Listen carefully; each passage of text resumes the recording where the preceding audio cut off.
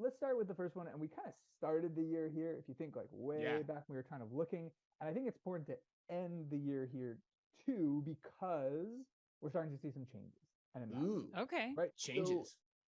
So we love the idea of flexible work. We know hybrid work. We know that it's given the consumer something fundamentally different in their lives. That's changed the way they shop, when they shop, where they shop, because they're not in the same place. It's given us this idea of kind of three different modes, right? The weekend, the weekday, and the weekday from home. And that has a huge impact. But what's interesting is through the first 5 months of the year, we saw this plateau of essentially where visits were down to about 40% of where they were pre-pandemic. That shifted in June and it held. So from June through August, we were down at about 35%. Now, September was a little bit weird. You have a lot of holidays. It's a stranger month. But the idea that this is starting to recover is really interesting because what it tells us is likely, are we going to see hybrid work disappear? No. But are we starting to see things look a lot more like pre-pandemic than they did during the height of the pandemic? Yes.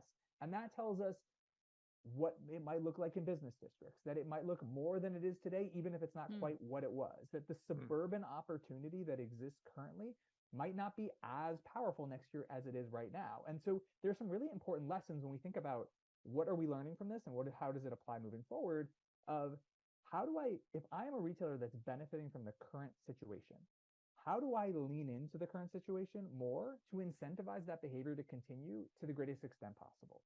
And I think for those who have been more challenged by the current situation, one, it's not going back to 100%. We need to come to terms with that. But it could be looking better, and that should have some influence in the way you're looking at your plans moving forward.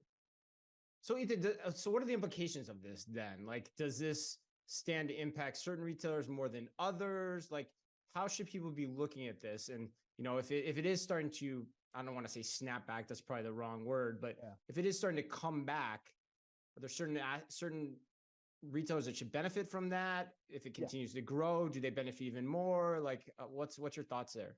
Restaurant chains that are operating in dense urban environments that are around business areas, they are going to likely see a benefit from the recovering behavior.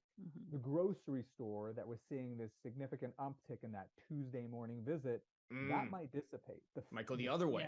Yeah, the grab and go meals, that kind of thing. Yeah. So I think there is this question of, if I'm the grocery store, I'm asking, how do I make this last longer? How do I incentivize that behavior so that I'm trying to communicate that this is actually a better thing for you? Whereas for the restaurant that's sitting in the middle of New York City across from a whole range of office buildings, I have my fingers crossed that this pace continues.